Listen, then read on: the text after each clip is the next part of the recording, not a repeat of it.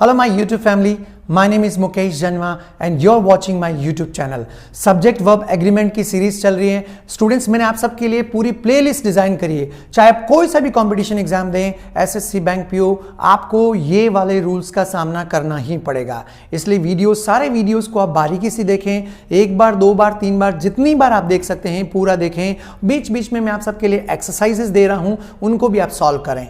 Right आज भी मैं नेक्स्ट 3 रूल्स के साथ उपस्थित हूं. बट सबसे पहले if you are new to the channel then please subscribe the channel and press all bell icon. साथ में ऊपर आई टैब में मैं पुराने वाले वीडियोस के लिंक दे रहा हूं, उनको भी आप सब्सक्राइब करें, देखें उनको. उसमें पुराने वाले वीडियोस के नीचे भी देखिए आप, डिस्क्रिप्शन बॉक्स में मैं दूसरे चैनल का लिंक दे रहा हूं, उसको भी आप सब्सक्राइब करें. और एप्लीकेशन का भी लिंक दे रहा हूं, वहां पर भी आप डाउनलोड करके चीजें सीखें स्पोकन इंग्लिश की. रूल नंबर 19 कहता है सब्जेक्ट वर्ब एग्रीमेंट में सामान्यतः ऑल एवं सम के साथ, ऑल एवं सम के साथ काउंटेबल नाउन ही आता है अधिकतर. तो वह नाउन भी प्लूरल होगा एवं वर्ब भी प्लूरल लगाई जाएगी. लेकिन यदि ऑल के साथ कोई अनकाउंटेबल नाउन आता है, ऑल के साथ यदि कोई अनकाउंटेबल नाउन आता है तो वर्ब सिंगुलर लगाई जाएगी. कैसे? एग्जाम्पल से समझाता हूं. All the tigers are wild animals. इसमें तो कोई दिक्कत ही नहीं, काउंटेबल नाउन है, टाउन्स की, टाइगर्स की बात कर रहे हैं, प्लूरल हैं, तो वर्ब क्या लगेगी? आर. कोई दिक्कत नहीं है, जैसा रूल बताया था. All the tigers are wild animals, सारे टाइगर्स वाइल्ड एनिमल है. All the money was taken away by the thief. अब यहां समझिएगा, सारा मनी ले लिया गया किसके द्वारा? थीफ, चोर के द्वारा. अब यहां पे मनी जो है वो अनकाउंटेबल, काउंटेबल नहीं, मनी काउंटेबल टर्म नहीं है, है ना. तो अनकाउंटेबल है, तो इसके साथ हमेशा वर्ब सिंगुलर आएगी. ये रूल मैं आपको पहले बता चुका हूं.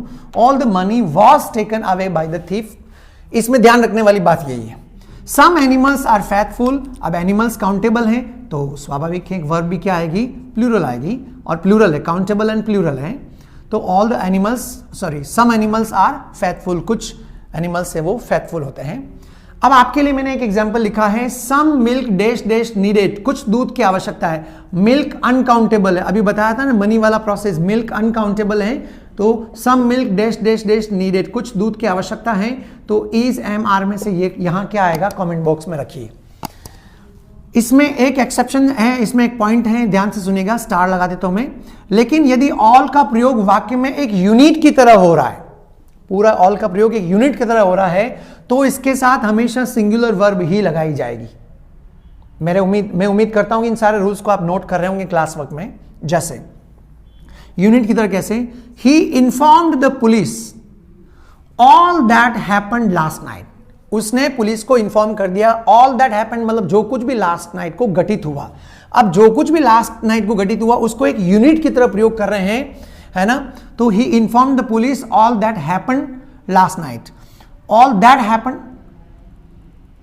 ऑल दैट वॉज हैपेंड ना, यहां पे वॉज आएगा, सॉरी मैंने मिस कर दिया.